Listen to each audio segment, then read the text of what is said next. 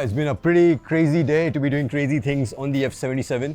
It's only when you ride in the wet that you understand a lot of things which might go unnoticed when you're riding in the dry. So as far as testing goes, we basically picked up from where we left with the Mach 1. We headed to Tamhini, riding the Mach 2 like the sports bike that it is. Ballistic mode, full throttle to see how far it would take us.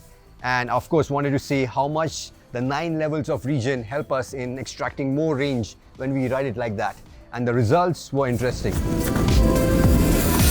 Talking about the regen, the first thing that you need to understand is the regen on the Ultraviolette Mach 2 only kicks in once the battery has depleted from 100 to 89%. So from 100 to 90, you don't have regen, it only kicks in after 89%. But when it does, it's one of the most effective use of regen that I've seen among all the EVs that I have tested thus far.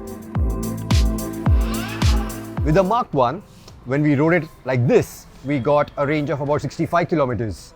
And with the Mach 2, the results were not very different. We got a range of 67 kilometers before it switched to the combat mode at 29% battery. That was a little bit surprising.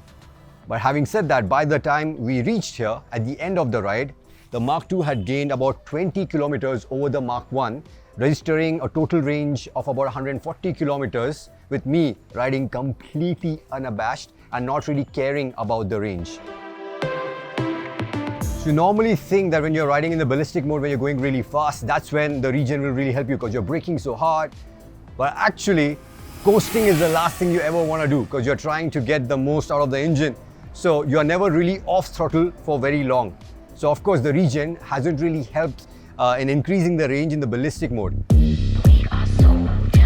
Where it really comes handy is when you hit the city, because the regen, especially in the level 9, is strong enough to actually get the motorcycle to a halt, which means when you hit the city, you barely even have to use the brakes. You can just use the throttle and the regen will take care of the deceleration. And that's where we eked out about another 15 to 20 odd kilometers over the Mach 1. But more than that, what I really loved about the regen is the fact that it is hands down the most effective use of regen that I've seen on an electric two-wheeler thus far. First and foremost, you have 9 different levels of regen, so you can set it as per your preference. Even in level 9, it is very linear, it is very predictable. You can also feel the regen change from mode to mode. So it is least intrusive in the ballistic mode, as you would expect, because you're going that much fast. So you don't want the regen to kick in very hard. And it is of course the strongest in the glide mode, which again, if you ask me, comes very, very handy once you get an understanding of how it kicks in. Even if you compare it to say like the iQube, yeah, where you're really worried that someone is going to rear end you as soon as you get off the throttle, it's not that intrusive in the glide mode with the F77 Mach 2, which I love.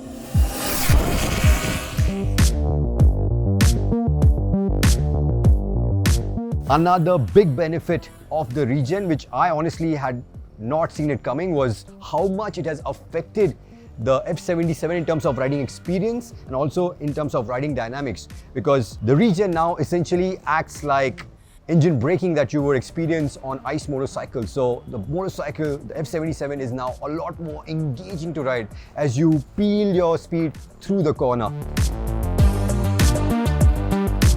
It's adding a lot more weight to the front. It's keeping the weight to the front, which helps the motorcycle turn. So even dynamically, I think it's made the F77 even better. And also, I don't know, the way they have programmed it, the way it kicks in, it's so smooth. I actually think riding in the horrible condition that we were riding in pouring rain with so much water on the surface, the bike still inspired a whole lot of confidence. You know, it actually felt like the regen was helping the bike create more mechanical grip, making it feel so confident even in such dreadful conditions. This is also the reason why I feel I'm getting a little bit greedy, because looking at how well set up the whole system is, I cannot help but wonder if Ultraviolette can somehow also program the regen to kick in even before you are at completely zero throttle. Yeah, because right now the regen only kicks in when the throttle is 100% off, not before that. But I feel like if you look at the throttle and you're dialing it in and dialing it down, maybe like 2 notches before it's completely closed, if the regen can start kicking in, I feel that it would mimic engine braking even more like you experience on ICE motorcycles, and that would make the experience that much more engaging. It will help the motorcycle stop better, and also it will possibly also help you eke out a little more range even in the ballistic mode. Another feature which I would love to see on the Ultraviolette, talking about range, is of course cruise control, because I think that will 100% extend the range even more. Because now what we have seen is, as long as you're riding the motorcycle in the recommended watt-hour per kilometer recommendation that you see for every single range, and it's ideally when you're riding, cruising between the speed of 40 to 60 kilometers, that's when you will most definitely get whatever range that they are promising. So I feel, especially when you're done with your ride and you're coming back and you want to just get home and make sure that you get home and you have enough juice in the battery, I think cruise control would make that a whole lot easier, because then your speed would be locked, the ECU would be taking over and help you get that much more range, and also it will be much easier for your wrist because you won't have to hold on continuously and modulate the throttle between 40 to 60 kilometers. The rain also helped me really appreciate the traction control. It's one feature I was very, very glad that I had, especially at a few patches in Tamini where the road surface is like pebble smooth. It looks nice and shiny, but there's no grip whatsoever because it's not been relaid in years. But with this motorcycle, I felt a lot more confident, and still, even in those conditions, with the mechanical grip that the regen seems to have improved, I did not even feel the traction control kick in as much, and I was happy to keep it in traction control 3, the most intrusive mode. Yes, a couple of times when it did kick in, it kicked in and kept the power shut off for a much longer duration, but that is expected in the most intrusive traction control mode. But I do feel there is scope for improvement there, because as the F77 already has a 9-axis IMU, there is very good potential for Ultraviolette in the future, and I hope they do it, that they add cornering function both to the traction control as well as the ABS. Also very big fan of the hill hold control, which is so easy to use, so easy to activate and deactivate, and this was one problem which I had really highlighted in the Mark 1 review, and I'm so happy that the hill hold control has taken care of that, which is lovely to see.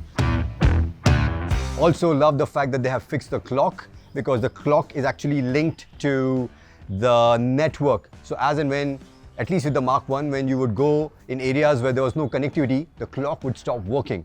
But now they have put like a backup system where the clock keeps on running and readjusts as soon as you again get back in network.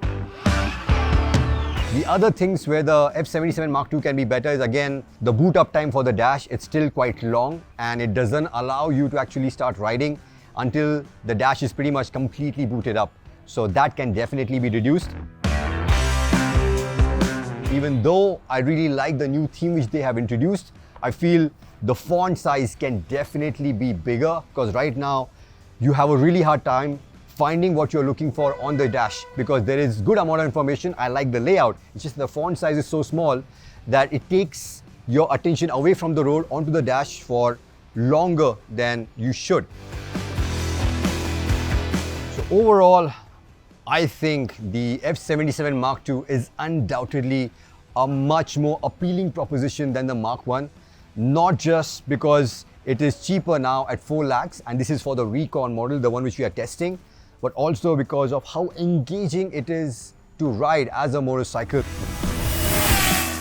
Now, you can of course argue that at 4 lakhs, for a performance of about 250 to 300cc bike, it's still a lot of money. And you are right, but then again, if that is how you're thinking, then the F77 is not for you. This motorcycle is for people who want something different, who want to try out something new. And if you're thinking of an EV, this is as safe a bet as it can get, because Ultraviolette is the only manufacturer in the world which is offering you an optional warranty of 8 lakh kilometers and 8 years on the F77 Mark II Recon. As a technology, the very fact that in the near future, you could very well get the cornering function which I had just mentioned, like cornering ABS and cornering traction control, as an update over the air. That just makes you feel a whole lot better about where you're putting in the money and the value that you'll be getting back, not just right now, but also in the future.